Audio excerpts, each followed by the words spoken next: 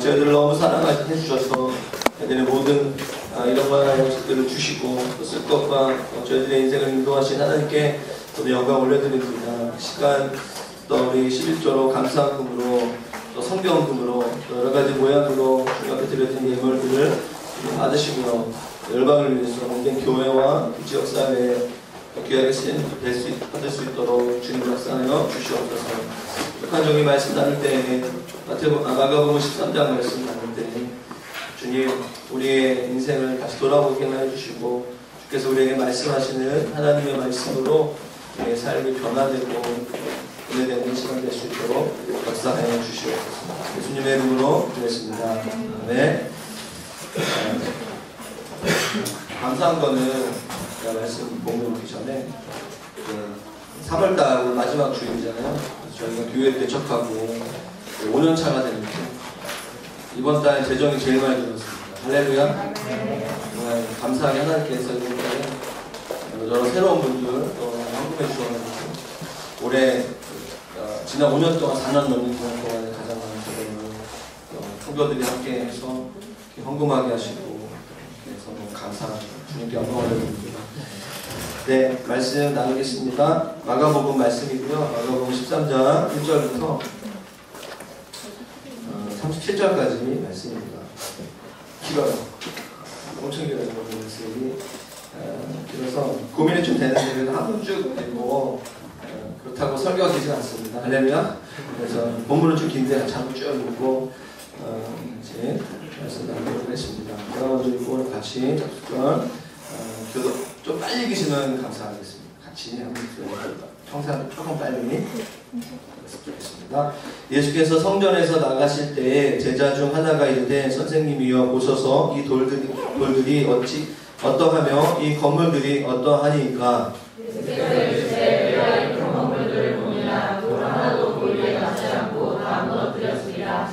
예수께서 감람산에서 성전을 마주 대하여 앉으셨을 때에 베드로와 야고보와 요한과 안드레가 조용히 보되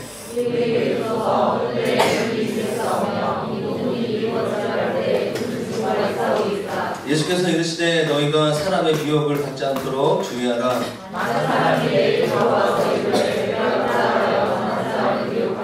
난리와 난리의 소문을 들을 때에 두려워하지 말라. 이런 일이 있어야 하되 아직 끝은 아니니라.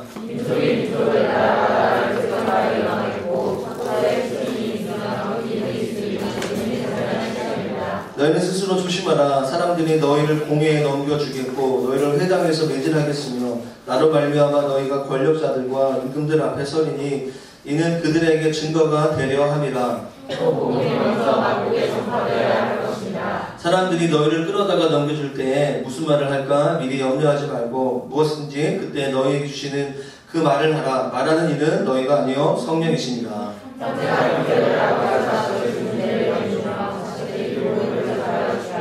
또 너희가 내 이름으로 말미암아 모든 사람에게 미움을 받을 것이나 끝까지 견디는 자는 구원을 받으리라.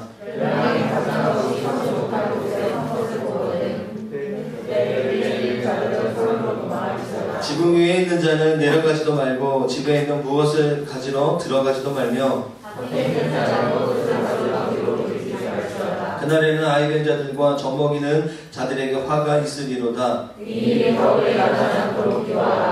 이는 그 날들이 환난의 날이 되겠습니다. 하나님께서 창조하신 시초부터 지금까지 이런 환난이 없었고 후에도 없으리라. 만일 주께서 그 날들을 감하지 아니하셨더라면 모든 일체가 구원을 얻지 못할 것이거든 자기가 택하신 자들을 위하여 그 날들을 감하셨느니라. 그때 어떤 사람이 너희에게 말하되 보라 그리스도가 여기 있다 보라 저기 있다 하여도 믿지 말라.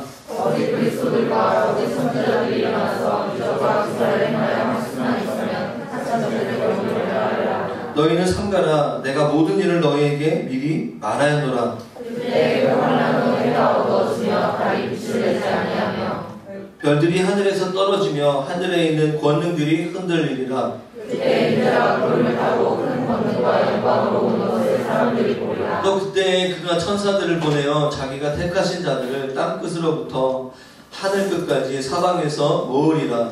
무화과나무의 비유를 배우라. 그 가지가 연하여지고 잎사귀를 내면 여름이 가까운 줄 아나니 이와 같이 너희가 이런 일이 일어나는 것을 보거든 인자가 가까이 곧 문 앞에 이른 줄 알라. 내가 진실로 너희에게 말하노니 이제 내가 찾아가기 전에 이 일이 다 이루어지리라. 천지는 없어지겠으나 내 말은 없어지지 아니하리라. 그러나 그날과 그때는 아무도 모르나니 하늘에 있는 천사들도 아들도 모르고 아버지만 아시니라. 주의하라 깨어있으라 그때가 언제인지 알지 못함이라. 가령 사람이 집을 떠나 감옥으로 갈 때 그 종들에게 권한을 주어 각각 상을 나누며 등지기에게 깨어있으라 하는 것 같으니. 그러므로 깨어있으라. 집주인이 언제 오는지 혹 저물 때에 있는지 밤중일는지 닭 울 때에 있는지 새벽일는지 너희가 알지 못함이라. 그가 혼련이 와서 너희가 자는 것을 보지 않도록 하라. 다시 듣겠습니다. 깨어있으라 내가 너희에게 하는 이 말은 모든 사람에게 하는 말이라 하시라. 네. 예고된 미래라는 말씀 제목으로 마가복음 순서에 따라서 13주가 됐습니다. 마가복음 얼마 안 남았습니다. 다음 주 설교는 부활절이다 보니까 14장 부활이 아직 부활 안 하셔가지고 부활절인데 또 부활 안 하신 또 고난인가 싶어가지고 다음 주만 16장을 말씀 전하고요. 그리고 14장, 15장 말씀을 전하고 5월달 가정의 달인데요. 이성교제랑 결혼에 대한 얘기 좀 하고 가정에 대한 얘기 조금 하고 엘리야 이야기를 설교를 좀 진행하려고 합니다. 저희 교회에서 새가족반 청주, 홍대, 수원 다 예수님의 사람이라는 교재로 선한 목자기 육성 목사님 쓰신 교재를 가지고 새가족반 교육을 하고 있습니다. 그 예수님의 사람 두 번째 거기 소망편을 보면 목사님 어떤 목사님 나오는데 이름 참 재밌어요. 짐 신발라. 짐 신발라. 또 딱 보고 신발라 이렇게 오해할 수 있는데 이름 참 우리가 억양에는 좀 웃길 수 있는데 엄청난 얘기를 했습니다. 굉장히 많이 받아서 그분의 이야기 좀 나누기로 합니다. 우리가 이 땅에서 하나님의 인재를 경험하려고 애쓰지 않는다면 왜 천국에 가려 하는가? 우리가 지금 이곳에서 하나님의 인재를 즐거워하지 않는다면 천국은 우리에게 천국이 아니다.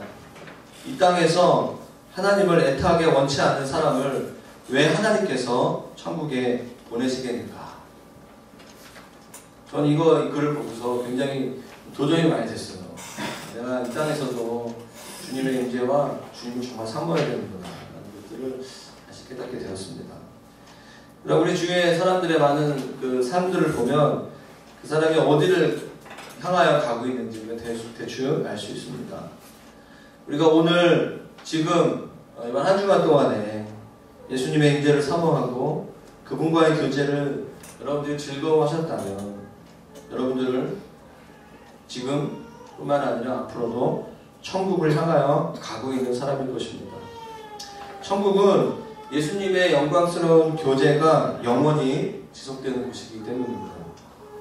사랑하는 여러분, 천국은 죽어야만 경험하는 곳이 아니에요. 세상에 살 때는 지옥같이 살다가 죽으면 천국 가는 것이 아닙니다. 천국은 예수 그리스도를 믿고 내 안에 예수 그리스도를 주로 고백한 그 순간부터 하나님의 나라, 하나님의 통치가 시작되는 줄로 믿습니다. 아멘. 천국이 이미 우리 삶에 시작됐어요. 예수님께서 나의 왕과 나의 주님이 되시면 우리의 마음속에 하나님 나라, 천국이 시작된 거죠. 오늘 본문을 보면 제자들이 이제 예수님께 질문하는 내용이 나와요. 예수님이 오늘 본문의 1절, 2절 말씀 가운데 보시면 성전에 나가시면서 제가 지난주에 제가 설교했는지 우리 기억이 잘 안 나는 기도의 집에 대한 얘기를 했습니다. 예수님께서 그 성전, 헤롯 성전이 건축되어진 것을 보면서 이 성전은 이렇게 무너질 것이다. 근데 제자들이 이렇게 얘기합니다. 선생님이여 보소서 이 돌들이 어떠하며 이 건물들이 어떠하니까 이렇게 개혁개정으로 보면 별로 감정이 없어요.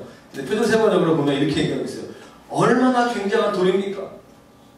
얼마나 굉장한 건물들입니까? 되게 나름대로 멋있게 좋은 건축 재료로 성전을 지었던 것 같아요. 예수님께서 이전 말씀에 이렇게 얘기하시죠. 내가 이 큰 건물들을 보느냐? 돌 하나도 돌 위에 남지 않고 다 무너지리라. 여기에 돌 하나도 돌 위에 남지 않고 다 무너지게 될 거예요. 너가 지금 보고 있는 눈으로 보는 이 건물, 이 아름다운 성전은 다 무너지게 될 것이다. 제자들이 궁금하기 시작한 것이죠. 이게 언젠가? 언제 그런 일이 일어날 것인가? 그래서 우리가 교회 역사를 보면, 세계 역사를 보면 그것이 예수님께서 이제 40년 후에, AD 70년경에 그 건물이 무너진 것을 알 수 있죠. 근데 예수님은 단순히 그 눈에 보이는 성전이 무너지는 것, 그래서 우리의 마음 가운데 예수님을 예수님 믿게 된 우리가 바로 성전이 되는 그 복음 중에 복음, 그것을 말씀하실 뿐만 아니라 예수님은 오늘 마가복음뿐만 아니라 마태복음 또 누가복음의 말씀을 보게 될 때 마지막 때에 대한 부분들에 대한 말씀을 하시는 것입니다. 3절 말씀 볼까요? 예수께서 감난산에서 성전을 마주대 보시면서 앉았을 때 12명의 제자들 중에 4명의 제자들, 베드로와 안드레, 야고보와 요한, 이 4명의 제자들이 예수님께 조용히 묻는 장면이 나옵니다.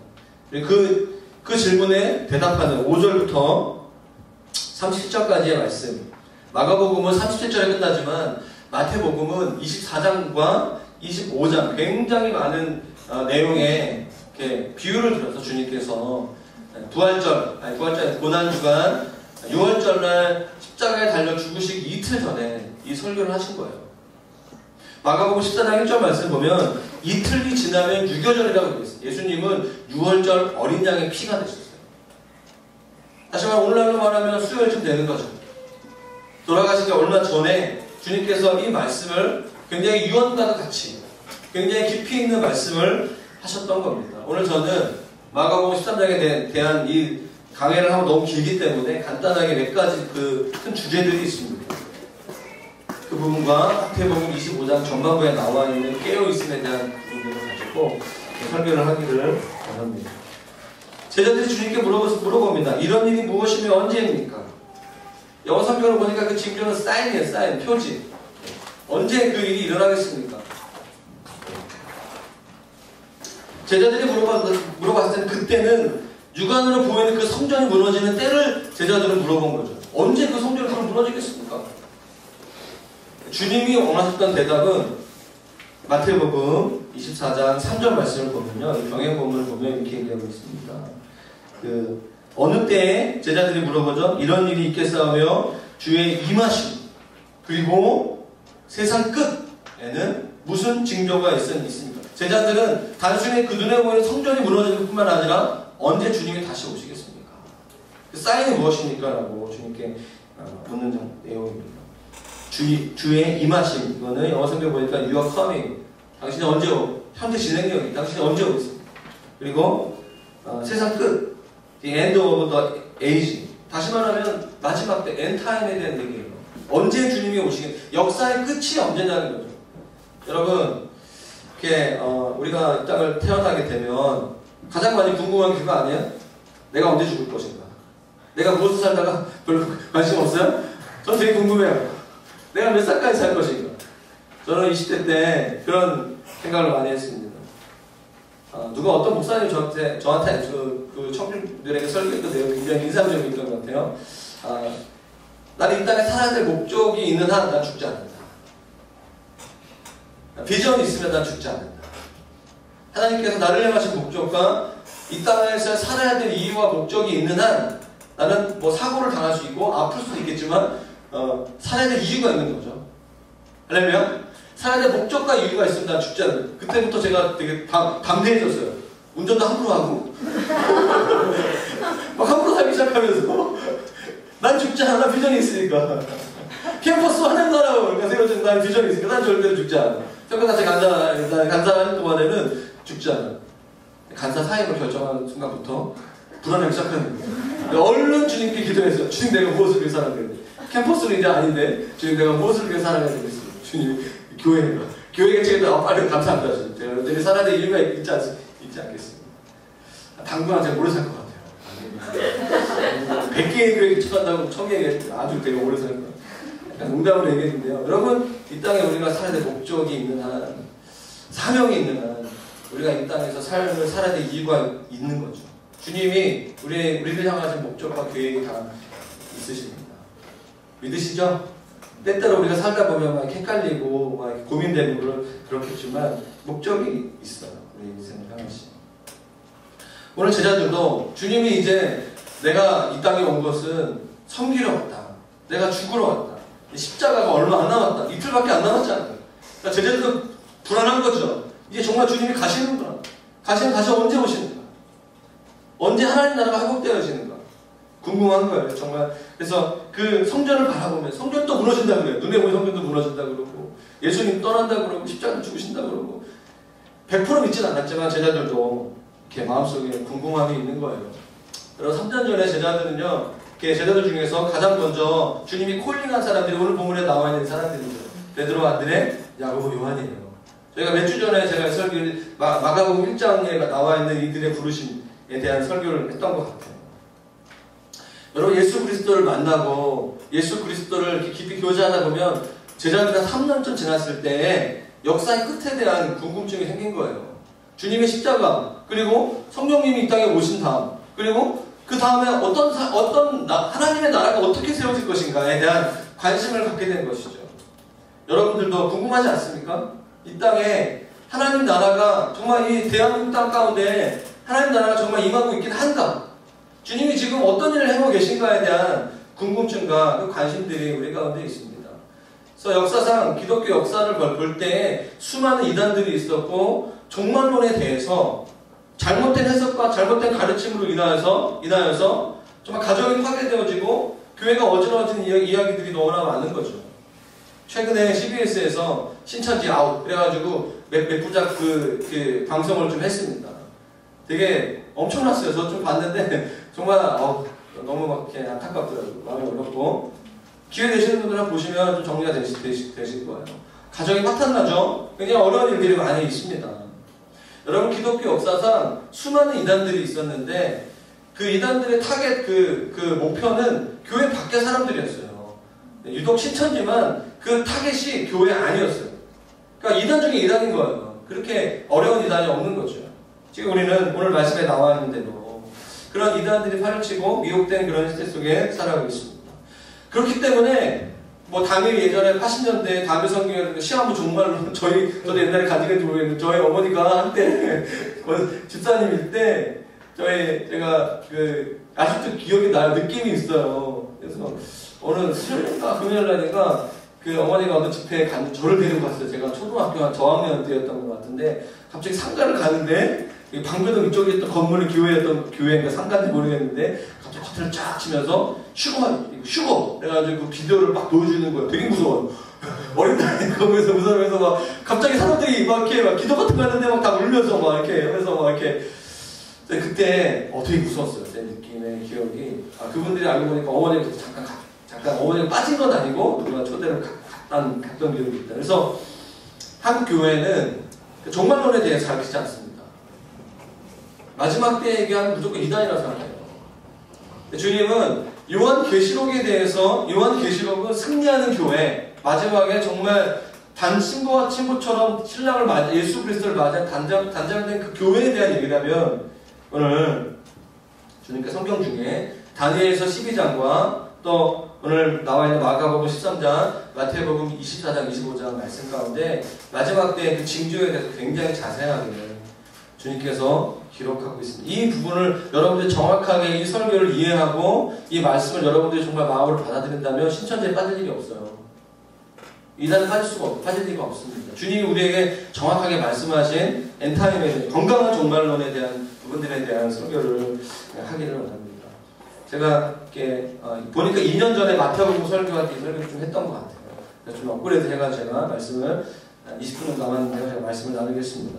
그 5절부터 37절까지의 말씀을 크게 세 가지로 요약할 수 있는 것 같아요. 주님이 그 종말에 대해서, 그 징조에 대해서 이렇게 주님의 오심에 대한 이 사인에 대한 몇 가지 힌트를 주님께서 정확하게 주십니다. 첫 번째는 그냥 일반적인 환경의 변화예요. 우리 지구의 환경의 변화, 그냥 예수 믿건 예수 안 믿건 다 경험하게 되는, 일상을 살아가면서 경험하게 되는 그런 변화들에 대한 얘기를 주님께서 하셨습니다. 볼까요? 한번 7절 말씀을 보면 난리가 있어요. 난리. 이슈가 있는 거죠. 사람들이 봤을 때 이건 정말 평범하지 않은 대박 사건이다. 뭐 이런 것들이 있는 거죠. 그리고 보면 난리가 있을 뿐만 아니라 난리의 소문이 있는 거예요. 수많은 추측과 그 기사들이 정말 계속적으로 일어난다는 거죠.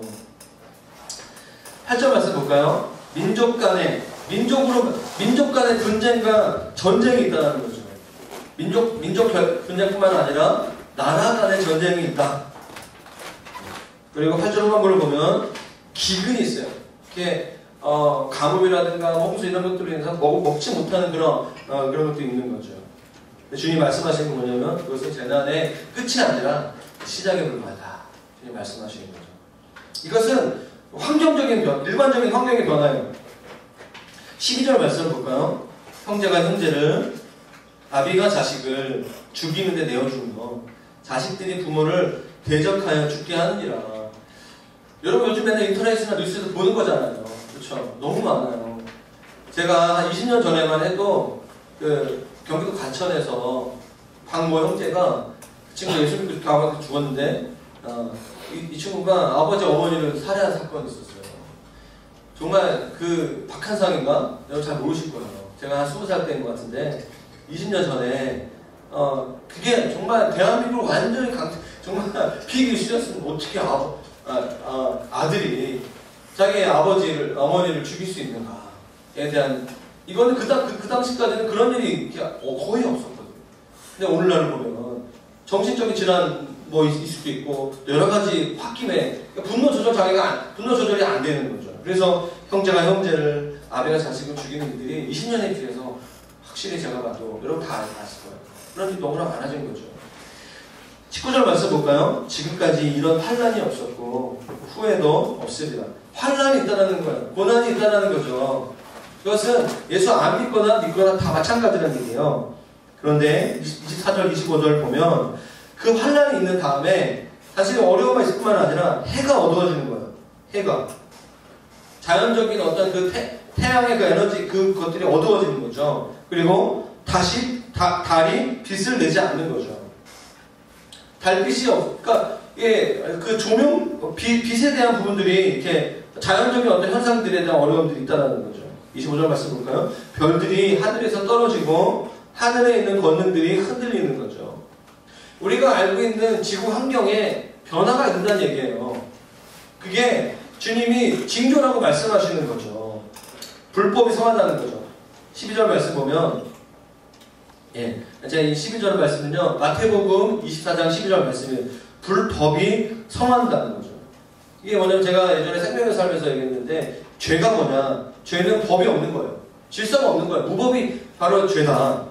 불법이 성함으로 많은 사람들이 뭐라고요? 사랑이 식어진다는 거예요. 사랑이 없어진다는 거예요. 교회조차도 사랑이 식어진다는 거죠. 디모데후서 3장 1절 말씀 보면 너희는 이것을 알라 말세에 고통하는 때가 이르니니 첫 번째 특징이 뭐냐면 사람들이 자기를 사랑하며 돈을 사랑하며 쾌락을 사랑하기를 하나님 사랑하는 것보다 더하다라고 디모데후서 3장 말씀에 이렇게 얘기하고 있습니다. 많은 사람들이 사랑이 식어지는 거죠. 그게 일반적인 환경의 변화라고 주님께서 말씀하십니다.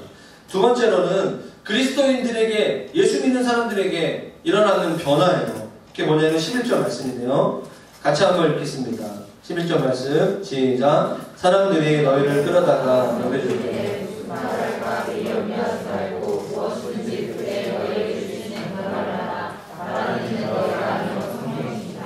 사람들이 뭐라고요? 너희를 끌어가는 거예요.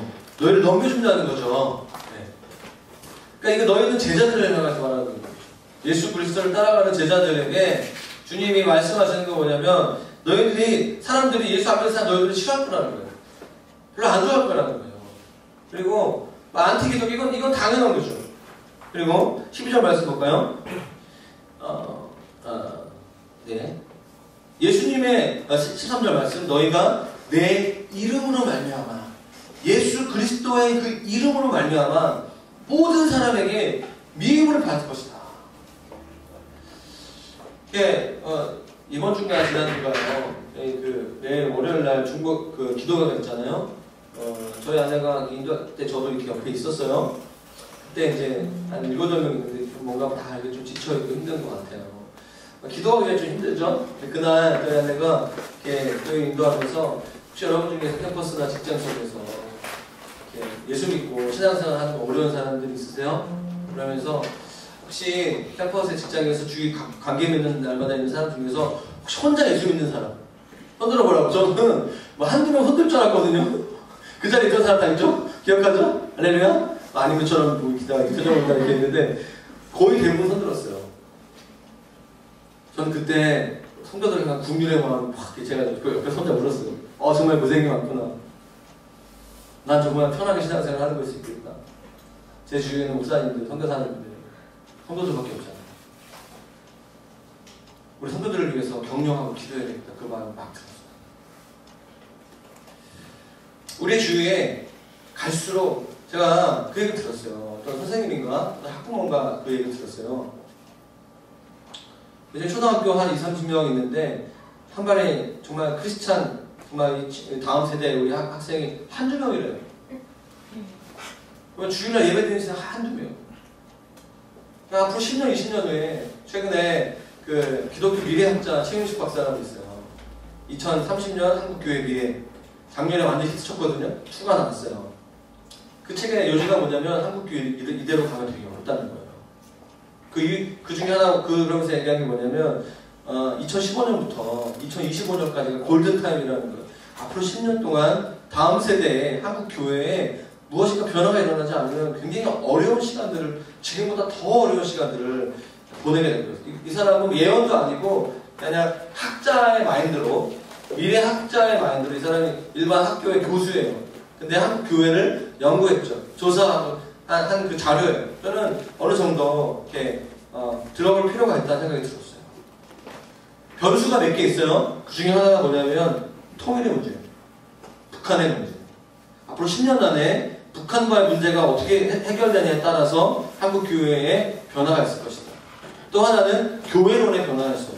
교회가 무엇이냐, 교회를 어떻게 정의내느냐에 따라서 한국 교회가 될 수 있을 것이라는 얘기를 제가 봤어요. 여러분, 교회 안에도 변화가 있어요. 6절 말씀 볼까요? 세 번째 큰 변화인데요. 단순히 그리스도인들에게만 변화가 있는, 어려움이 있는 것이 아니라 교회에게 있다는 교회. 많은 사람들이 6절 말씀 보면 내 이름으로 와서 이르되 내가 그라하여 많은 사람들을 미혹하는, 많은 사람 뭐죠? 교회. 예수 그리스도를 믿는 사람들을 미혹하는 일들이 일어나는 거죠. 미혹한다. 속이는 거예요. 진리가 진리되지 못하게. 예수 그리스도가 길이요 진리요 생명이신데 예수 그리스도에게 집중하지 못하도록 자꾸 사람들의 마음을 다른 데로 관심을 가게 한다는 거죠. 그래서 22절 말씀 볼까요? 거짓 그리스도들이에요. 여러분, 그 이만희는요, 자기가 재림 예수가 아니라고 하는데 사실은 그렇게 얘기하고 있어요. 교주예요, 교주. 거짓 선지자들이 일어나고 기적과 이적. 여러분들 놀라운 거는 뭐냐면 그들의 능력이 있어요. 딱 봤을 때는 그냥 뭐 허탄 소리일 수도 있겠지만 그냥 딱 봤을 때 보면 능력이 있어요. 거짓 선지자들이 일어나서 기적과 이적을 행하여 할 수만 있으면 택하신 자들을, 교회를 미혹을 할 수만 있으면 자신들의 모든 노력을 다하여서 예수 믿는 사람들과 교회를 공격한다는 얘기예요. 이해되시죠? 그런 일이 교회 안에 일어난다는 것입니다. 앞으로 신천지가 없어지면 이단이 없어질까? 그렇지 않아요. 오늘 말씀, 예수님께서 말씀하신 대로 보면 또 다른 신흥 이단들이 계속 나올 거예요. 이만희가 죽으면 또 다른 사람들이 자기가 또 그렇다면 계속해서 그런 일들이 일어날 거예요. 우리는 그래서 진리로 무장하셔야 됩니다. 11절과 12절 말씀 보면 단순히 아까 말했던 일반적인 지구의 환경의 변화뿐만 아니라 교회 안에도 특별히 11절 12절 말씀 보면 그리스도인들에게 박해와 고난이 그대로 있는 거예요. 환경적인 어려움뿐만 아니라 신앙 때문에 박해와 고난도 있다는 것입니다. 그것이 교회들에게 이렇게 처한 운명이에요. 우리들의 운명이죠. 그래서 공동체가 중요한 것 같아요. 고난과 박해가 있을 때 혼자 이렇게 신앙생활하다 어려운 일 있잖아요. 직장생활하다가 공동체가 뭐 서로 기도해주고 서로 격려하고 함께 가는 거죠. 그런데 그 긍정적인 변화가 딱 있어요. 20절 말씀 있는데요. 만일 주께서 그 날들을 감하지 아니하셨더라면 모든 육체가 구원을 얻지 못할, 이 뭐죠? 그냥 주님이 이 땅에 일어나는 여러 가지 보면서 그냥 주님이 노아 홍수처럼 싹 쓸어버리겠다. 이 땅을 정리하겠다. 그러면 그걸 감당할 수 있는 아무도 없는 거예요. 그런데 후반부를 보면 자기가 택하신 자들을 위하여 그날들을 감하셨도다. 저는 이 무슨 자기가 택한 그리스도인과 교회 때문에 그 고난과 그 박해와 그 미혹의 그 기간들이 그렇게 길진 않을 거란 얘기예요. 할렐루야. 교회의 기도, 그리스도인들의 정결함과 하나님 나라를 위해 살아가는 그것을 주님이 보시고 그것을 통하여서 이 땅에 박해와 고난과 지구의 환경의 변화를 보시면서 주님이 완전히 심판하지 않는다는 거예요. 그 고통은 지나간다는 것입니다. 주님이 그렇게 말씀하시는 거예요.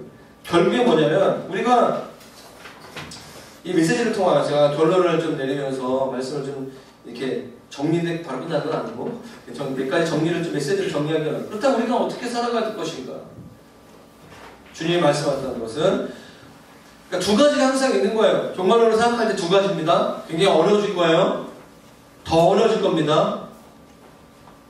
저를 잘 보세요. 어려워질 것이고 더 어려워질 거예요.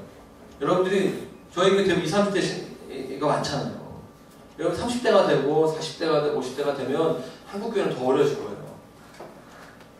여러분들의 신앙생활 굉장히 어려워질 거예요.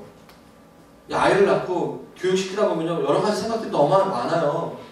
인생을 살다 보면 건강상의 문제 여러 가지 것들 신앙에 있어서 우리가 환경적으로 봤을 때 더 주님께 집중하지 못하는 것들이 더 많아요. 그게 인생인 것 같아요. 주님도 그렇게 말씀하죠. 그런데 우리가 알 것이 무엇이냐면 그만큼 주님이 역사하시는 부흥과 주님이 우리에게 주시는 임재와 친밀함은 더 증가될 거예요. 거라는 거죠. 그러니까 주님은 요엘서 말씀에다 얘기하고 있어요. 요엘서와 사도행전 2장 말씀 가운데 마지막 때 그 주님의 오심은 크고 두려운 날이에요. Great and terrible이에요. 어떤 사람들에게는 굉장히 고통스러운 주님이 다시 오시면 또 이 땅에 하나님 나라가 통치가 회복되어졌을 때 어떤 사람들이 굉장히 끔찍한 날이죠. 어떤 사람들에게? 조폭들에게. 저기 이상한 이 땅의 어두운 방법으로 하나님의 방법이 아니라 다른 사람들 착취하고 하는 그런 사람들은 나의 영광이 끝났다. 그러나 하나님을 소망하고 주님을 기다렸던 사람들에게는 그것은 그레이트 엄청난 날, 기쁜 날인 것입니다. 여러분 두 가지 항상 생각해야 됩니다. 성경은 단순히 그냥 이렇게 단순한 긍정, 단순한 낙관론을 얘기하지 않아요. 주님은 우리에게 현실을 얘기하면 현실은 그렇게 만만치가 않다. 그러나 너희들이 가는 이 교회의 부르심은 또 다른 내가 세상의 방법이 아니라 하나님의 방법으로 이 교회를 다루시며 이 교회를 책임지시는 주님의 놀라운 계획이 있다는 것입니다. 네 가지인데요. 하나는 첫 번째 31절 말씀입니다. 어떻게 우리 교회가 가야 될 것인가? 같이 한번 31절 말씀 죄송합니다. 31절이 아닌 것 같은데 자, 말씀 죄송합니다. 같이 읽겠습니다. 시작. 천지는 없어지겠습니다. 내 말은 없어지지 아니하리라. 천지는 지구죠. 천지는 모든 일반적인 환경이 어려워지고 없어질 거예요. 그러나 뭐죠? 내 말. 할렐루야. 주님의 말씀. 주님의 말씀은 없어지지 않는 거예요. 말씀이 부흥되는 거예요. 하나님의 말씀, 하나님의 복음이 항상 된다는 얘기죠. 하나님의 말씀으로 살아가는 거예요. 고난이 있고 핍박이 있고 신앙생활하기 어렵고 환경적인 변화가 있지만 예수 그리스도를 믿는 사람들 안에 있는 그 안에 말씀이 뿌려지고 그 말씀으로 말미암아 그 사람이 열매를 맺는 거예요. 30배, 60배, 100배의 열매를 맺는 일들이 일어난다는 것이에요. 할렐루야. 천지는 없어지지만 하나님의 말씀이 열매를 맺는 거예요. 말씀의 부흥이죠. 여러분 그것을 기대하십니까? 할렐루야. 여러분 아멘하지 괜찮아요. 할렐루야. 기대하지 않아요.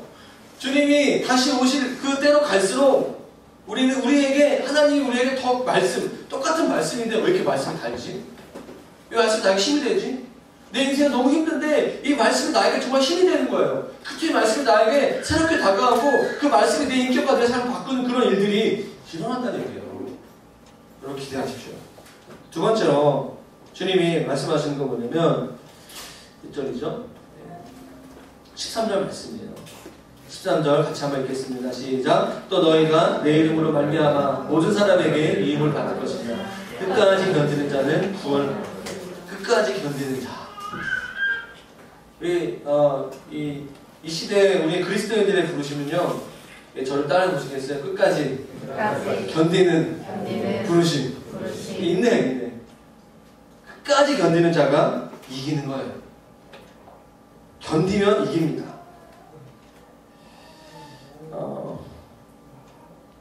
11절이 우리에게 영감을 주는데요. 사람들이 너희를 끌어다가 넘겨줄 때 무슨 말을 할지 미리 염려하지 말라. 우리 인생에 부정적인 상황도 어려운 일이 있을 수 있다는 얘기죠. 그런데 그때마다 염려하지 걱정하지 마라. 왜냐하면 그때 너희에게 주시는 그 말을 하라. 너희에게 주시는 그 말, 성령께서 우리 입술에게 하시는 레마의 말씀들.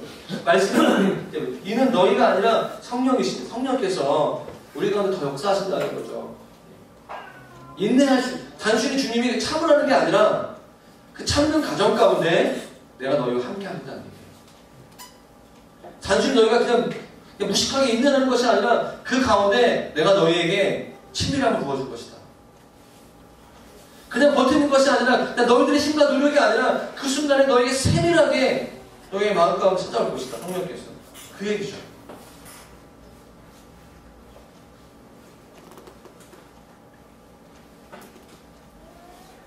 여러분, 인내로 칭찬받은 대표적인 교회 두 개가 있어요. 하나는 데살로니가 교회인데요.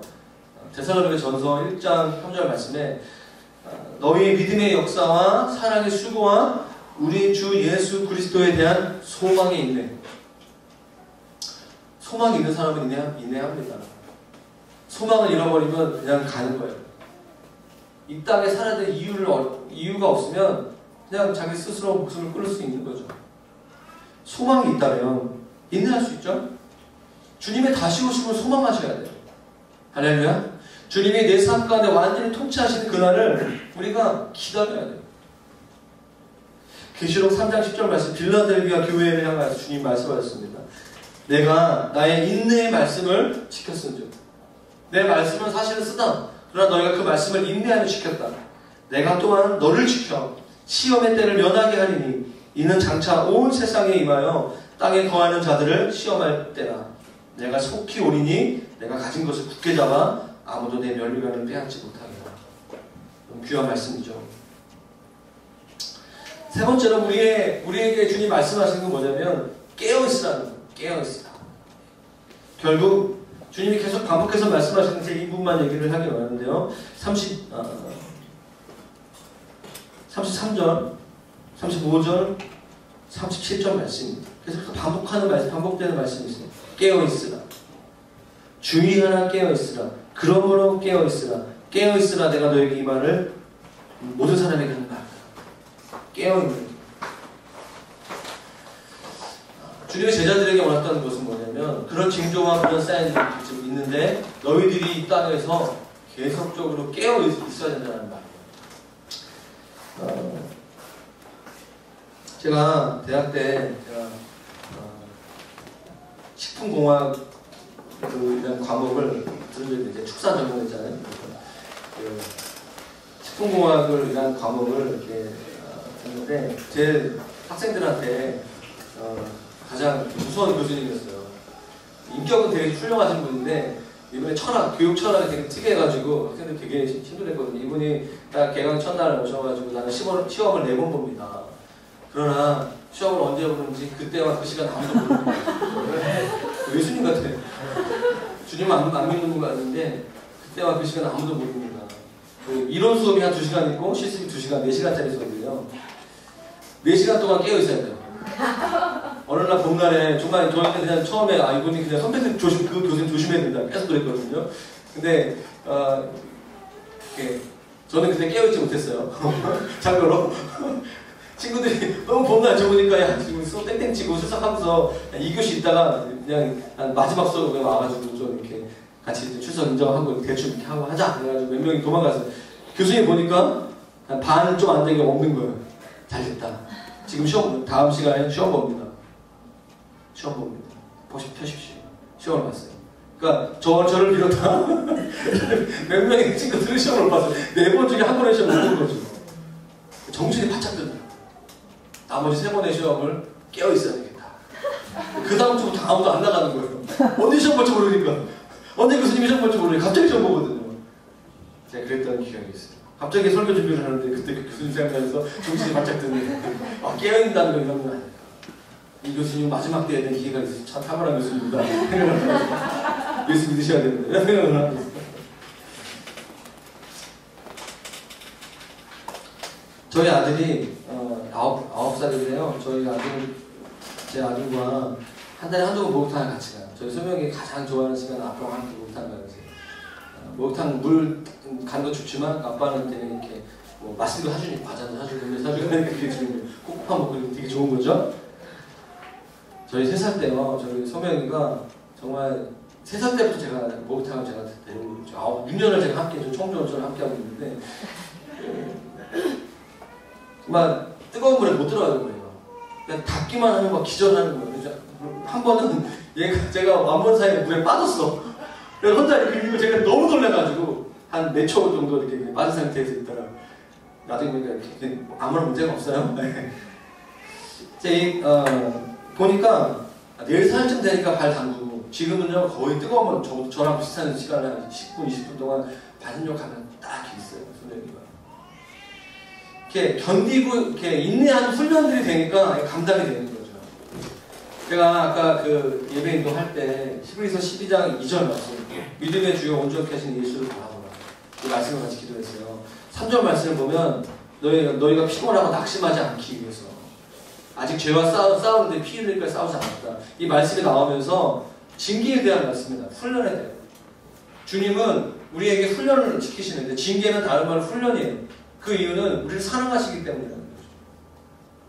그 뜨거운 물에 이렇게 우리 소영이가 처음에는 잘 못 들어가다가 계속 가다 보니까 감당하기 견디기 쉬운 거죠. 제가 보니까 이 시대 그리스도인들에게 있어서의 그 영성이 굉장히 중요한 게 뭐냐면 인내하는 거예요. 기다리는 영성. 끝까지 오늘 말씀처럼 뭐죠? 견디는 자는 구원을 받을 거예요. 이 구원은 우리의 어떤 단순히 구원받는 뿐만 아니라 저는 모든 삶의 영역에 적용할 수 있다고 생각합니다. 견딘다는 말은 오버커밍이에요. 극복한다는 거죠. 그러면 이기게 되는 거예요. 정복하는 거예요. 여러분에게 그 인내하심이 그 깨어있음이 좀 증가되기를 바라요. 저는 이제 말씀을 정리하면서 깨어있다는 것이 무엇인가에 대한 얘기를 마태복음 25장의 관점에서 이야기하고 말씀을 마치도록 하겠습니다. 마가복음 13장 말씀은 여기서 깨어있으라라고 하면서 설교가 끝나요. 사실은 제가 마가를 전하고 있으면서 마가는 심플한 사람입니다. 마가의 성격상 마가복음 13장 1절부터 30절까지 그 마지막 때 징조를 기록한 것만 대단한 거예요. 마태는요, 좀 더 예수님께서 그 설교 가운데, 감람산에서의 마지막 그 설교 가운데, 25장 가운데 주님이 더 불어편으로 비유에 대한 몇 가지 비유, 마지막 때에 대한 비유, 열처녀에 대한 비유, 달란트 비유에 대한 비유들을 더 마태는 기록하고 있어요. 그런데 그 중에 깨어있는다는 것이 무엇인가 굉장히 잘 기록해낸 본문이 열처녀 비유거든요. 그 본문을 가지고 아주 몇 가지만 깨어있는다는 것이 무엇일까? 열처녀의 비유는 뭐죠? 슬기로운 처녀와 슬기롭고 지혜로운 처녀는 등불과 함께 기름을 준비했고 미련한 처녀는 등불은 준비했지만 기름은 준비하지 못한 거예요. 제가 얼마 전에 몇 년 전에 설명한 것 같은데 그 기름은 예수 그리스도와 친밀함의 기름이에요. 주님과의 친밀함. 이 마지막 때에 주님이 다시 오실 때까지 우리가 깨어 있으려면 가장 중요한 것은 신랑 되신 예수 그리스도와 신랑이자 하나님이신 예수님과 만나는 생활 방식을 삶에 적용하는 것이 깨어 있는 거예요. 이게 뭐냐면 우리가 고난과 인내 가운데 계속적으로 순종할 수 있는 것은 주님을 실제적으로 알아야 돼요. 순종할 수 있으려면 의무와 율법으로는 주님의 길을 계속적으로 10년, 20년, 30년 갈 수가 없어요. 계속적으로 주님을 닮아가는 삶을 살아갈 수가 없습니다. 주님을 인격적으로 만나시기를 축원합니다. 인격적이신 주님과 날마다 만나지 않으면 우리는 어느 순간인가 좀 이렇게 뭐랄까 기계적으로 반응하는 거죠. 주님께 순종할 수 없어요. 타협하게 돼요. 굉장히 이원론적인 삶을 살아가게 되고 이중적인 삶을 살아갈 수밖에 없어요. 주님을 인격적으로 사랑하지 않는다면 의무로 하는 거죠. 주님은 우리의 마음을 원하십니다. 그래서 어려운 것 같아요. 신앙생활이. 그러나 반대로 우리가 주님과 부드러운 마음을 계속 유지할 수 있다면 계속적으로 우리는 주님이 원하시는 그 길을 갈 수 있는 거죠. 여러분 깨어있는 오늘 마가복음 14장 말씀과 같이 지금 전 세계 가운데 일어나고 있는 주님이 행하시는 일들을 좀 말씀을 보면서 대조하면서 보는 거예요. 지금이 어느 때일까? 주님이 지금 나에게 이 나라 가운데 무엇을 하기 원하시는가? 주의 깊게 관찰하는 겁니다. 오늘 마태복음 25장 1절에 13절까지 말씀 보면 다 졸아요. 조는데 신랑이 늦게 오죠. 늦게 올 줄 몰랐어요. 그래서 어떤 처녀들은 기름을 준비하지 않았고 어떤 처녀들은 기름을 준비했죠. 그 상황을 예주셔야 돼요. 혹시 신랑이 늦게 올 줄 모르기 때문에 기름을 준비한 거죠. 지금이 어느 때인가? 관심이 있으셔야 돼요. 지금 내가 기름을 준비할 때인가? 아닌가? 저는 그래서 깨어난다는 것은 기도의 영성을 개발하는 것이다 라는 생각이 들어요.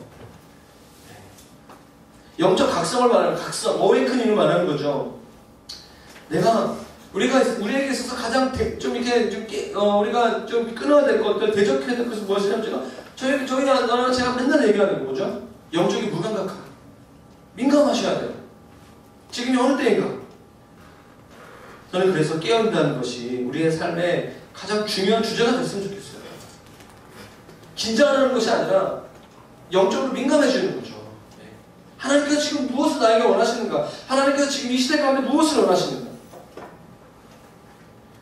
하나님께 더 깊이 들어가기 위해서 가장 급하고 가장 절대적인 자리에 주님 앞에 머무는 것, 그것으로부터 우리가 주님의 오심을 예배하는 것이 아닐까 그런 생각이 듭니다. 그래서 우리가 볼 필요가 있어요. 다시 제가 마가복음 13장 이 말씀 다시 한번 좀 읽었으면 좋겠는데요. 제가 빨리 끝내려고 하다 보니까 좀 이렇게 그런데 10절 말씀입니다. 10절 말씀 같이 읽겠습니다. 마가복음 13장 10절 말씀 시작. 또 복음이 먼저 만민에 전파되어야 할 것입니다. 마태복음 24장 14절 말씀은 이 천국 복음이 모든 민족에게 증언되기 위하여 온 세상에 전파되리니 그제야 끝이 오리라. 모든 민족에게 복음이 전해지면 주님이 그때 뭐죠? 8절 말씀은 재난의 시작이에요. 재난의 시작이지만 모든 민족 가운데 복음이 전해지면 끝이 온다 라는 거죠. 우리가 예의주시할 것은 무엇이냐면 지금 복음이 어느 정도 전해지고 있냐는 거예요. 복음이 지금 전 세계 민족과 열방 가운데 어떻게 전해지고 있는가, 이것을 지금 잘 생각하시고 관심을 가지셔야 됩니다.